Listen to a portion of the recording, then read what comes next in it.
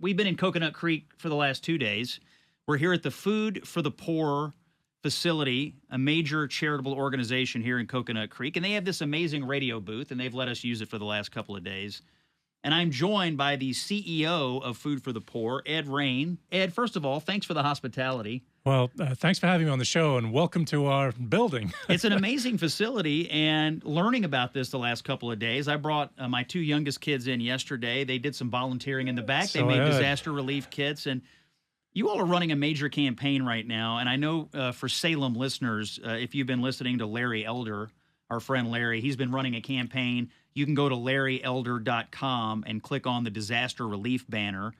And that's a way for you to help financially here. But tell us specifically about Food for the Poor here and what you've been doing to help those flooding victims over in those terrible Texas floods.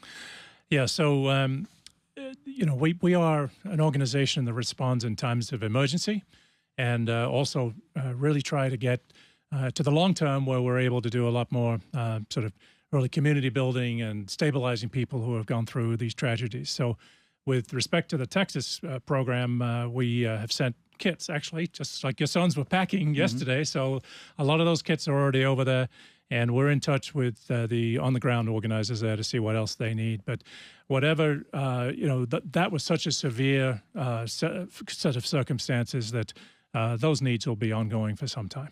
And obviously your name is Food for the Poor, and so you're distributing food around. And it's not just here in the United States. You're sending things around the world, right? Well, mostly we're international. So we work with 15 different countries in Latin America and the Caribbean. And so that means that we are sending out between 2,000 and 4,000 containers a year. So it's a lot of aid. In the 43 years we've been around, it's $18 billion of aid that's reached those people. And a lot of it is in the form of houses. We built 95,000 homes. Our intent here is to really get as quickly as we can away from the handouts and get to the hand-ups.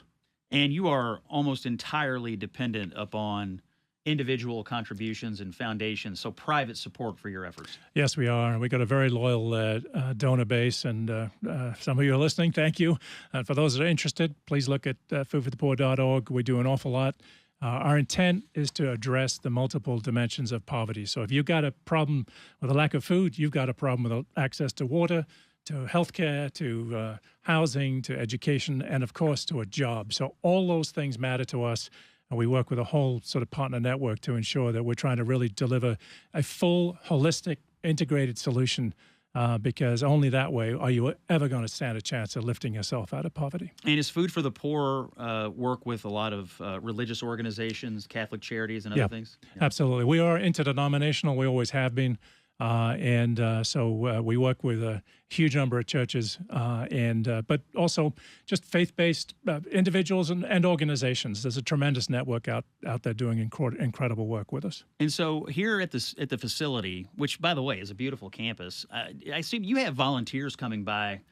So the 2 ways to help are go on LarryElder.com, click disaster relief. You can make a donation. But if you're down here in the South Florida area, you're recruiting in volunteers to do stuff in the back here, yeah? Yeah, we now have 2,000 registered volunteers, and a good portion of them show up every week. 5 different packing opportunities every week, different things, whatever we need to get boxed.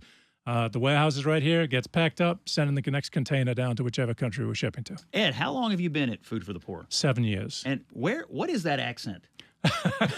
So I grew up in London. Okay. I went to college in North Carolina. Okay. And so between the time I spent in the South and 17 years in Boston, you've got what you're listening to today. You are working on a unique accent there. I've been. So we were talking earlier, and I thought, where is this guy from? Now I see it: North Carolina, London, and now in South Florida. That's an amazing mixture. Well, we're very glad you stopped in here today on the Scott Jennings Show. Go to LarryElder.com, click the disaster relief banner. You can make a contribution. If you want to learn more, just go to foodforthepoor.org. That's the organization's main website, and you can get involved. So, Ed, thanks for stopping by. We're closing out the Scott Jennings Show. We'll be back in the Big Apple tomorrow. We'll have an amazing show for you again, tracking all the breaking news. Boy, so much going on, hard to get to in an hour, but we'll get back at it tomorrow on Salem, Scott Jennings Show. Common sense for the American people.